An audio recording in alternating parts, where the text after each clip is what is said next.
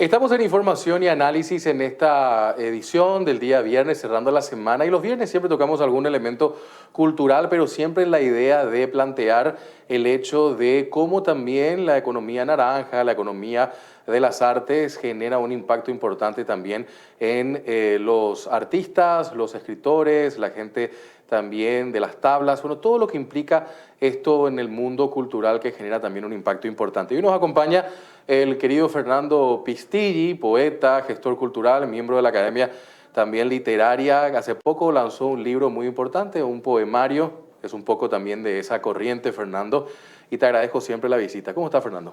Bien, Juan Pablo, un gusto compartir contigo. Sí, es así, pero definitivamente también yo creo que el arte es un elemento transversal que en el ámbito económico siempre está muy presente. Hay muchos mecenas todavía. Sí, pero más allá del concepto este un poco ya, es un poco antiguo, pero que se prolonga por la calidad, por las colecciones, etcétera, del mecenas. Hoy en día, y lo hemos demostrado en muchas gestiones en su momento, ¿verdad? Uno tiene que hacer proyectos sostenibles en el tiempo. El Festival Mundial del ARPA es un ejemplo, ¿Es que así? hemos logrado que sea un festival que iniciamos uno, y eso, la Feria del Libro de Caguazú, Sí. otra cosa, yo solo por hablar temas en los que yo trabajé, ¿verdad? Se sostienen en el tiempo si vos sabes darle al proyecto el contenido, se involucra en la comunidad y se da cuenta que la cultura es una inversión también, Juan Pablo. Eso sí es una discusión más allá que hace un poco de broma, esto de decir, pues si la cultura es una inversión, no es un gasto. Hasta ahora la mayoría de los gobiernos, etcétera, creen que la cultura es un gasto.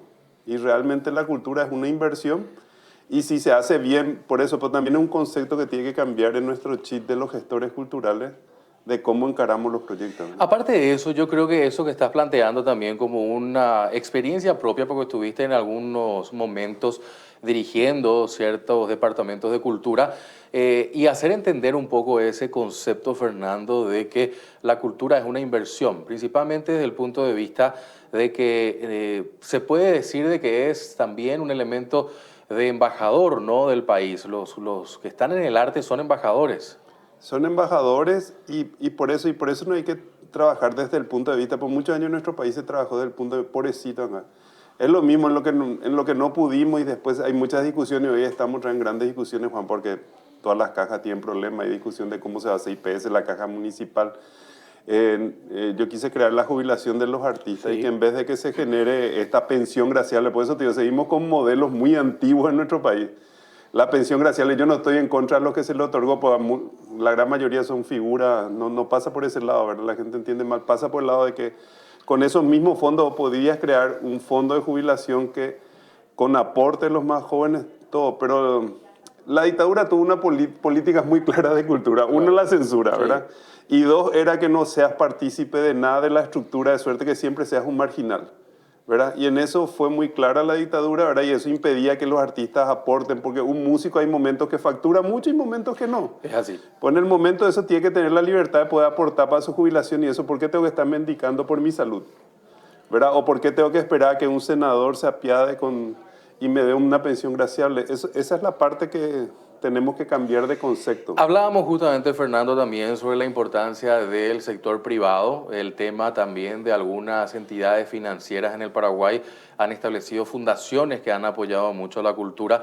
¿Cómo ves un poco ese sector y si deberían aportar más? Es muy bueno y deberían aportar más, pero también dentro de esa inteligencia, porque justamente, contradictorio parece, pero justamente lo que no logramos hasta ahora que salga la ley del mecenazgo. ¿Y qué sería la ley del mecenazgo? Y ahí cambiaba todo el concepto, ¿verdad? El FONDEC, los fondos estatales es para apoyar a la gente que se inicia. Pues todo el que se inicia, yo tuve el privilegio, soy de una familia de artistas, pues mi primer libro presté plata para sacar, ¿verdad? Después ya ahora ya edito con editoriales del extranjero, etcétera, ¿verdad? Ya es otro concepto. Pero lo que sería muy bueno es que por fin tengamos esa ley de mecenazgo que permita a la empresa aportar, pero cada empresa tiene su filosofía. O sea, una empresa X trabaja por la familia, no va a aportar por mi poesía erótica, por decirlo, ¿verdad? Correcto. Entonces, pero no puede entrar el Estado ahí a regular, simplemente tiene que dar los canales que faciliten ese tema impositivo, etcétera. Y fondos como el FONDEC, etcétera, entonces solo están dedicados a los nuevos creadores, a las figuras que surgen con fuerza, etcétera, pero no están financiando proyectos de gente consagrada. Y acá, en cambio, como no tenemos todavía toda la estructura, los fondos también tienen que ir a gente. Entonces, todavía no está totalmente elaborada esa estructura que va a generar muchísimos recursos, Juan Pablo. Yo solo digo, solo en Feria del Libro, por eso, si te acordás, pongo como ejemplo nomás. Cuando empezamos la Feria del Libro, se fueron 8 editoriales y 16 embajadas de 22 que había en ese momento.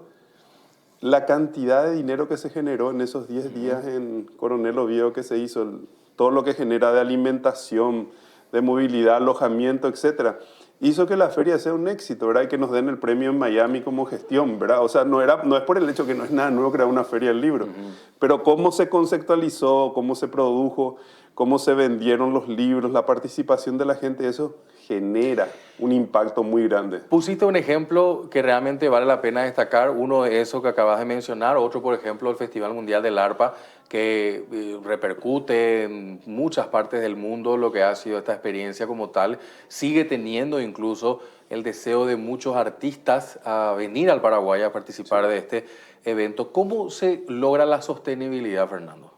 Y justamente con la proyección de cómo vas a encarar el proyecto, o sea, algo que a mí me enseñaron y que me fue muy útil, Juanpa, y vos sabes, para hacer sustentable OMAPA, Sí, con las Olimpiadas nuestra compañera Matemáticas. Gabriela que creamos en el colegio. Sí, Es un proyecto, no sé si que vino a Vina en su momento correcto. y nos capacitó y ellos nos daban, el primer año nos daban 80% de nuestro presupuesto.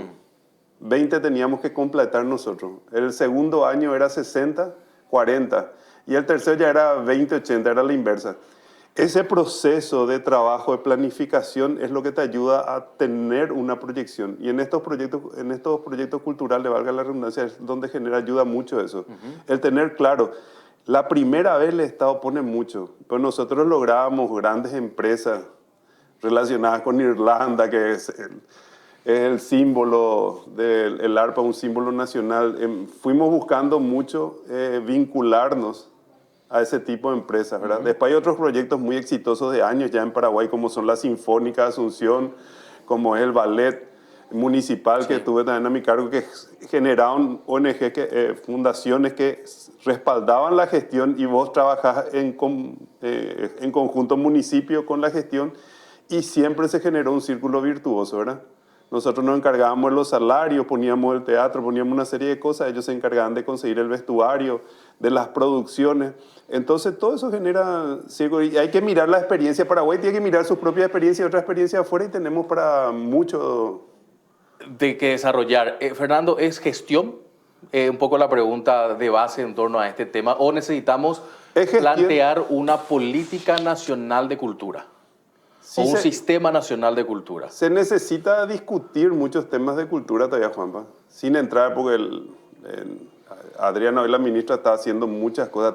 Yo creo que cada ministro, yo tengo muchas cosas positivas que resaltar. Y ha logrado conquistas como nunca antes. O sea, recibir premios Guinness, estar certificados también por la UNESCO en algunas cuestiones de valía cultural nuestra, ¿no? Sí, exactamente, y por eso digo, cada gestión yo puedo darle algo positivo. Lo que nos falta es que haya el diálogo, uno perder el temor al diálogo con la política, pero también que la política no sea el factor que ha pasado mucho con los festivales del interior, musicales, que era el Festival del Lago, etcétera, era donde salían los talentos locales. Elisa ha ganado, joven criatura ganó. Así mismo. Y justamente toda la comunidad participaba. Después se politiza y compiten a ver si fulano trae tal grupo de afuera, fulano, y se arman unos costos gigantes que nos hacen sostenible un evento en el tiempo por una competencia que no era el objetivo original de este festival, ¿verdad? Esas son las cosas que tengo que analizar sin fanatismo, sin nada, porque todos los sectores se cometen errores. Simplemente hacer esa política de proyección y te digo, de cómo tener todas esas herramientas de respaldo, porque es lógico, y eso yo he tratado de hablar mucho con la gente del sector cultural, es lógico que tal empresa auspicie solo tal cosa, porque está dentro de su filosofía, de su marketing. Yo no le puedo convencer a la empresa que me auspicie lo que yo quiero que me auspicie, ¿verdad? Y el Estado también en Estados Unidos, vos sabés, más que nada se ve muy claro, vos tenés un sistema en el que si suben los republicanos, hay ciertas cosas que ellos no auspician en el sector cultural, y eso no es censura. Pues desde el principio te dicen, yo no estoy de acuerdo con esto, ¿verdad? Entonces, ese debate más maduro es lo que nos falta en este momento, y salir ya del todo de esa cultura de que tiene que ser por beneficio o porque tiene que ser bueno. Claro, tiene que ser en cierta manera un win-win, ¿verdad? Claro, Ganar, ganar. Ganar, ganar y que aprendamos eso, ¿verdad? ¿Qué tiene de malo poner la publicidad? El maestro Cobos me decía cuando grabamos un disco acá, me decía, yo le voy a poner ahora a mi sinfónica, van a tener la publicidad atrás de la empresa que nos auspicia, porque en el fútbol, en todas las cosas, y es tan terrible que en la cultura una empresa que quiera auspiciar y tenga que figurar, ¿y dónde está? O sea, hay conceptos que hay que discutir, porque eso no implica, nadie altera tu arte, ¿verdad? Porque eso es lo que se mezcla. No está para alterar tu arte, pero que yo sepa, la empresa tal sí puede respaldar este trabajo que yo hago y si le presento un proyecto para ello es válido. Pues no amargarme y presentar, como te digo, qué sé yo, a una empresa de lácteos, por decirte, presentarle un proyecto que yo sé que va en contra de su filosofía, es una empresa que trabaja todo lo familiar y a lo mejor lo mío puede resultar chocante porque tiene erotismo, porque tiene algunas cosas para su tipo de marketing. No Claro, sé si soy claro. no, por supuesto, y creo que vale la pena para la discusión y el debate. Fernando, por último, antes de hablar un poco sobre esta propuesta, el último libro que estás lanzando, me gustaría andar un poco en una última idea que es el tema de la economía naranja. ¿Cómo ves un poco la evolución y el desarrollo en el Paraguay?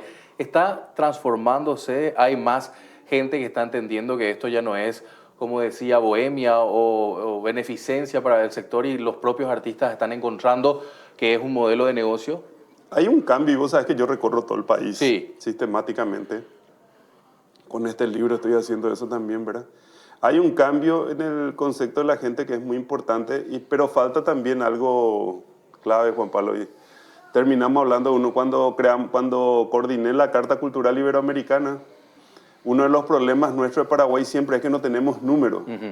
No convertimos en número nuestra gestión, ¿verdad? ¿Cuántos libros se venden en una feria del libro? ¿Qué montos? ¿Cuánto están vendiendo las librerías, las editoriales? Nosotros hablamos nomás, decimos en Paraguay se lee poco. Y como hay tantas librerías, tantas editoriales, como hay tantas ferias del libro gigantes, etcétera. Todo es, nos quedamos con un discurso de hace años, o porque Roa, a quien lo admiro, pero en ese momento cuando dijo sí era cierto, hay pocos lectores o esto, pero hoy en día, porque haya dicho Roa hace 40 años, esa frase no se aplica, ¿verdad? Entonces nosotros tenemos que entrar a hacer números y hay que ser disciplinados en eso, ¿verdad? Y de hecho estamos en un proceso de cambio que la gente que no ve, hoy si vos tenés una galería de arte y eso tenés que reportarte a CEPRELAT por el lavado de dinero, ¿verdad? Porque en otros países, Colombia, eso tenemos la experiencia que escultores que se hicieron famosos, era todo un lavado de dinero de los narcos, ¿verdad? Claro. Entonces, estamos en un proceso de cambio y que tenemos que adecuarnos también nosotros los que estamos en el sector cultural, entender ese diálogo y empezar a dar números. Los medios de comunicación, todos son parte de la industria naranja. ¿Cuánta gente produce audiovisuales? ¿Cuántos canales hay en el interior, Juan Pablo? Sí. Y ahora con el tema de las radios y que puede transmitir también en vivo por YouTube, etcétera, es enorme el mundo y hay que calcular todo, hasta lo que hacen en OnlyFans, porque todo es producción. Están haciendo una producción de esto, puede no gustarme al producto, eso ya es otra discusión, pero hay que evaluar todo y darnos cuenta de que podemos generar a través de eso miles de oportunidades y que así también entiendan la banca, entiendan todo, que no sos un tipo que no trabajás, que no laburás, que no generás. Claro, estás haciendo algo creativo y eso implica un esfuerzo. Y puede ser irregular tu sistema, porque no es una continuidad, ¿verdad? No sé, pasaba mucho en el arte, llega el verano y nadie compra arte. Claro. O sea, hacíamos las muestras en San Bernardino que empezó Clotilde Cabral hace años y funcionaba, pero no es un periodo fuerte de venta de arte, que yo pasé toda la vida en eso, ¿verdad? Y no es un periodo fuerte de venta, tener 3 o 4 meses, pero después se genera el momento que empieza a despegar. Pero en ese momento tiene que haber también la posibilidad de que vos puedas acceder a un crédito, que puedas acceder a tal cosa y todo eso tiene que estar regulado y registrado. Importante, eso me parece que vale la pena dejar como una especie de mensaje también de esta entrevista. Quería agradecerte, Fernando, tu presencia en este Viernes Culturales. Solemos tocar algunos elementos también en torno a la importancia de este movimiento que se da en la economía también con este sector. Pero quiero hablar un poco también de esta última apuesta. ¿Sacaste un poemario después de cuánto? Y son ya 2019, fue el último que publiqué, Okay. Sí, que era Fragmentos de Arturo y ahora este libro que nació hace mucho, una parte y que ahora se concretó, que es Todo lo que no te compré en París. Justamente ahí tenés en la mano para ver un poco en cámara, para que la gente pueda ver ahí justamente Todo lo que no compré en París, es el título que tenemos justamente hoy como propuesta también. ¿Por qué el título? Y ¿Fue un viaje a París? ¿Ahí empezó esto? sí, fue en uno de los viajes, estaba recorriendo justamente los escaparates, cuento, porque todo relato eso en el poema, ¿verdad? Ajá. Y veía todas las carteras caricias, las cosas muy caras, así.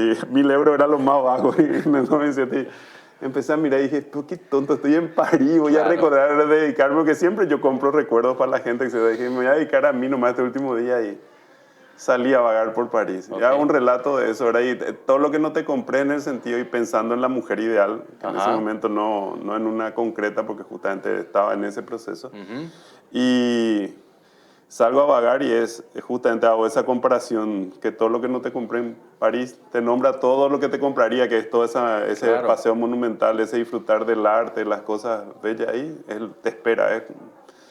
Era el juego por ahí. Y este poemario, como ese poema surge en el 2007, pero y muchos poemas tienen distintos momentos, 2011, 2014, pero tenían la línea, porque es un poemario de despedida y de espera, Ah, ok. y de buscar la pareja ideal, ¿verdad? Paraguay tiene también una cantera de muchos poetas, Fernando. ¿Cómo está un poco esa corriente? Siempre hay una gran sensibilidad, ¿verdad?, hacia la poesía. Sí, Siempre hubo eso. Y de hecho, eso también muchas veces yo le hablo a la gente. Acordate que todos nuestros grandes escritores trabajaban con grandes músicos en su sí. momento, ¿verdad? Después justamente caemos otra vez por la dictadura, hace que se separe un poco ese vínculo, ¿verdad? Porque se golpeó todos esos sectores. Que fueron a Buenos Aires, muchos de ellos. A Buenos Aires y se hicieron poder, pero todos trabajaron juntos, ¿verdad? Flores con Ortiz Guerrero, Guerrero. todos los grandes trabajaron, ¿verdad? Pero siempre hubo una gran sensibilidad para la música y para la poesía en Paraguay. Nos costó más el tema de la novela, etcétera, que hoy también está muy consolidada, tenemos escritores de mucho peso, ¿verdad? Ujú. Pero hay una sensibilidad muy especial para la poesía en todos los sectores, ¿verdad? Hoy por suerte también estamos accediendo a muchas publicaciones en su lenguaje originario, ¿verdad? En distintos idiomas. Hay gente que canta, y toda esta chica que canta en Nibaclé, Ujú, ¿verdad? Que sí. está trabajando muy bien. Hay raperos en guaraní, o sea, ya por suerte, pero esa sensibilidad siempre tuvo nuestro pueblo. Y yo creo que por eso también con la poesía uno funciona, llega muy fácil a la gente. Hablando de mercado, no es como la narrativa tiene otro Claro. sistema, porque la gente dice, este poema me gusta, y se mandan, antes eran las agendas, hoy se Sí. mandan por WhatsApp, Sí. ¿verdad? O leen el poema, pero tiene un circuito muy especial la poesía, que yo por lo menos en todas las presentaciones, estuve ahora en Ciudad del Este, que estoy haciendo una gira, son 31 años que publiqué mi primer libro y estoy haciendo una gira con este libro, y en Ciudad del Este, impresionante, estábamos en un auditorio compuesto la mayor parte por gente del campo legal, Ujú. porque presentábamos tres momentos distintos en el mismo acto, y la gente reaccionaba súper bien con la poesía. Importante. Y yo creo que vale la pena porque principalmente también es una cuestión que la gente está buscando cada vez más. Me gustó eso que dejaste también en la entrevista de hoy como elemento de empezar a anclarnos en los números. ¿Por qué hay tantas ferias de libros? ¿Por qué hay tantas librerías? Obedece, me imagino, a esa explicación simple de que la gente está leyendo más. Se lee más, por eso te digo, hay que separar siempre una cuestión. Nosotros queremos, se lee mucho más y la gente tiene sus gustos, Juan. Sí. Eso es algo que en todos los campos, y esa es una maravilla que tenemos hoy de libertad. Y tal vez lo que no lee es lo que yo quiero que lea, ¿verdad? Lo que a mí me parece, pero eso ya es otra discusión. Pero sí hay, y vos a saber, o sea, y los chicos escriben también. Yo cada vez, antes era muy a la inversa, me pasaba a mí, pues sabes que por esto, y nosotros se nos veía, y antes un impacto que tenía un periódico, etcétera, y se te veía y se te conocía Sí. mucho. Y yo llegaba a oficinas y eso para reuniones, etcétera, y hasta porteros me trajeron sus libros. Ok. En una parrilla acá local, uno me viene y me dice, ¿usted que hace la Feria Oviedo? Yo soy Oviedo, yo siempre escribí, nunca, y le ayudé a publicar su primer libro en Oviedo, ¿verdad? Ok. Pero era gente mayor que no pudo hacer algo que le gustaba de joven, tuvo que dedicarse A otra a cosa. otra cosa, o tuvo su familia, etcétera, y publicaba. Hoy es los papás de amigos, y eso me dicen, mi hijo quiere escribir, Ajá. o lee mucho, no le puedo ayudar. Cambió, Claro. cambió el concepto, ya no hay cambió mucho el prejuicio, porque era como un prejuicio que si vos te dedicabas a esto era un vago, era una cantidad de cosas. Pero sí veo que ese cambio, que para mí es muy positivo, y todo el mundo me llama a preguntar, ¿con qué inicia la lectura? Yo veo que está inquieto mi hijo, que parece está... Y le voy dando y trato de orientar, ¿verdad? En eso que me parece que también vos sos parte de una última apuesta, no sé si eso ha continuado, que son un poco las academias de literatura. Fernando, ¿cómo ves un poco eso? ¿Hace falta volver a revivir? Sí, se está trabajando, hay lugares que se sostienen, pero por eso te digo, nosotros estamos obsesionados en Paraguay con la educación formal, ¿verdad? Ya demostramos que es un fracaso, sin entrar, porque me ha tocado trabajar también, no entremos en detalle. Correcto. Hay que cambiar un poco la estructura, hay proyectos muy interesantes, lanzó un proyecto de lectura el MEC que funcionó muy bien, hay proyectos privados de empresas amigas con las que hemos trabajado. Lo importante es que la diferencia, eso yo creo que es uno de los grandes problemas de nuestro país, que se premie que vos seas diferente. Ok. Una cosa que a mí me impresionó cuando viajamos aquella primera vez a Harvard, Sí. y yo le decía, nosotros no teníamos la información del sistema de becas, Juan. Pues, o sea, hasta ahora acá no cambió que las becas es solo si sos mejor alumno. Sí. En general, mejor alumno no se involucra en nada, ¿verdad? Y te dejan fuera. Mi hija, por ejemplo, a los 14 años, ella coordinaba ya todos los camiones de Corazón Abierto, de la campaña, como algo social, creo que no es problema de CITE. Y tenía 14 años, ella se iba, ya estudiaba teatro, ahora se recibe de actriz, estudiaba teatro, laburaba en eso, pero por, no sé, un sistema de que llegaba tardía, ella no podía ser presidenta del centro. O sea, ella era una chica súper entregada a lo social, siempre fue, Claro. o sea, seguimos en un esquema de que nos potenciamos El talento. el talento, solo creemos que es, y hay gente muy hábil y no está aplicado al estudio formal, ¿y qué importa? ¿Qué importa? O sea, si tiene otra habilidad, otra capacidad, etcétera, y seguimos haciendo raza con eso. Y eso es un problema grave que tenemos como sociedad que tenemos que cambiar, de aceptar la diferencia del otro y qué él puede aportar, en vez de mirarle mal a la persona. Implica un proceso de diálogo profundo como sociedad también y querer hablar de estos temas, Fernando, para buscar una solución.